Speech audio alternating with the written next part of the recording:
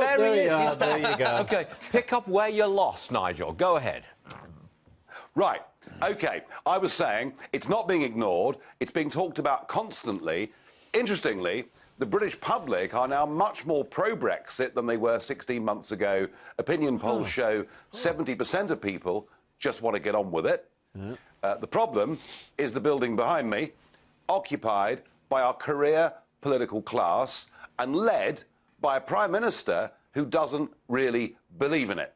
So there is a big attempt here amongst our politicians, backed up by the giant multinationals and Goldman Sachs, to delay, to water down, and ultimately to keep us, whilst outside the European Union in name, effectively still part of its structures. So there is still a lot more work to be done. What's your prediction, Nigel? Within the next, say, I'm just going to pick a time frame, the next 2 years, will the Brits be out in the next 2 years? I think we will have left the European Union legally at the end of March 2019. Not to do so would lead to a political revolt, the likes of which we've never seen in this country. That's how strong public opinion is. But they're going to wrap it up in a series of transitional deals that mean effectively we've left it in name only. That is my greatest fear. Very good. OK, I've got to bring this to your attention, Nigel. I'm sure you're familiar with this, but there's a billionaire over here, stateside, Tom Steyer. He's launched an Impeach Trump campaign. Roll that tape for our viewers here. He's brought us to the brink of nuclear war, obstructed justice at the FBI, and in direct violation of the Constitution. He's taken money from foreign governments and threatened to shut down news organizations that report the truth. If that isn't a case for impeaching and removing a dangerous president, then what has our government become? Now, Nigel, that ad, I'm sure you've seen it, is going to run in all 50 states. It's a $10 million campaign. Impeach President Trump. What do you think's behind this?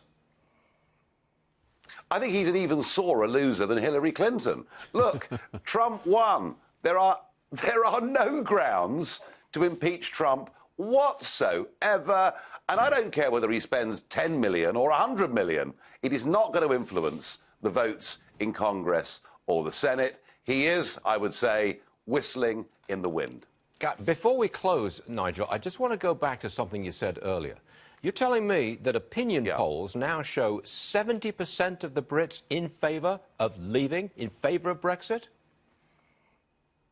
70% of Brits, regardless how they voted, now think the government should simply get on and do it. And that is because some people have genuinely changed their minds. They've realised that these terrible, visions of apocalypse if we voted to leave simply haven't happened.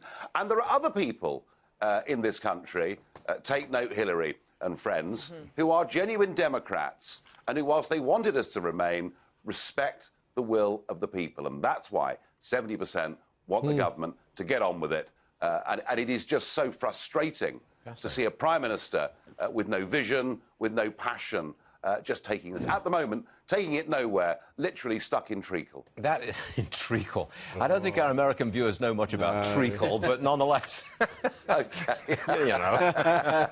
Molasses, I think, is the preferable term here. Yeah. Nigel, you're all right, and we'll see you again real soon. Thank you very much, sir. Thank you very much.